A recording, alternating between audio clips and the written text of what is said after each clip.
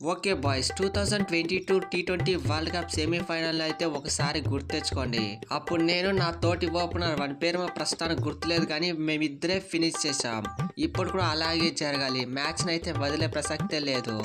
అరే బట్లర్ అన్న, ఆ ఓపెనర్ రీప్లేస్ చేయడానికి ఫిలిప్ సాల్ట్ ఉన్నాడు. సాల్ట్ ఐపీఎల్ లో చూడలేదా? కేకేఆర్ దగ్గర ఉన్నప్పుడు అయితే నేనైతే ఒక్కడనే మ్యాచ్లు కూడా గెలిపించిన. నువ్వైతే ఏం దిగులు పడుకో, నువ్వు నేనే మ్యాచ్ ఫినిష్ చేద్దాంలే.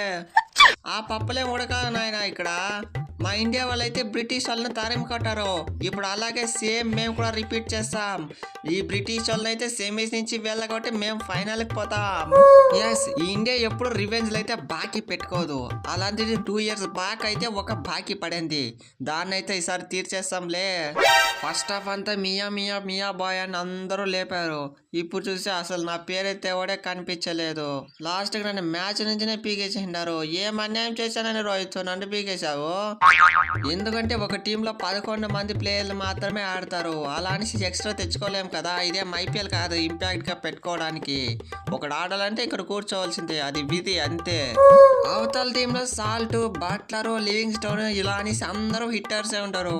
కానీ మా ఇండియా టీంలో ఉన్నది ఒకే ఒక hitter, the Surya Kumar Yadav, mister 360.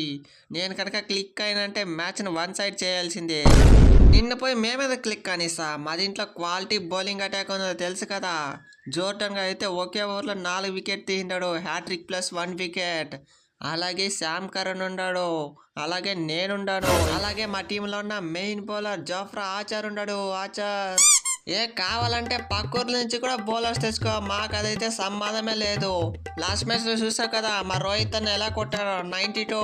అదే ఫామ్ కనుక కంటిన్యూ చేసినాడంటే రోహిత్ అన్న బౌలింగ్ చూడడు, అసలు 6 చూస్తాడు. చూసుకోండి, మీకు ఏదో ఉంది రోజు. వాళ్ళ కర్మకాలి ఈ మ్యాచ్ లోనే నేను ఫామ్ లోకి వచ్చినాను అనుకో, ఈ మ్యాచ్ ని రివెంజ్ కేర్ ఆఫ్ అడ్రస్ గా మార్చేస్తా. నిన్ను ఫామ్ లోకి తెచ్చుకోవడానికి మాకేమన్నా తిమ్మరం పట్టింది అనుకున్నావా? నిన్న అయితే 1-2 ఓవర్లనే తూకేస్తాం, మేమైతే మ్యాచ్ గెలుస్తాం. ఓకే బాయ్స్, మన కప్ వచ్చి అయితే ఆల్మోస్ట్ 10 years దాటేసింది. లాస్ట్ ఇయర్ చేతికి వచ్చిన కప్ అయితే నోటు దాకా అందకుండా పోయింది. మనమైతే ఈసారి వదిలే ప్రసక్తే లేదు. సెమీస్ గెలవాలి, ఫైనల్ గెలవాలి. అరే రోహిత్ అన్న, నువ్వైతే ఏం టెన్షన్ తీసుకోవద్దు. ఈ మ్యాచ్ నైతే కుల్వో పాండే సెమీఫైనల్ గా మార్చేస్తా, చూసుకో. అది ఫ్రెండ్స్ వీడియో.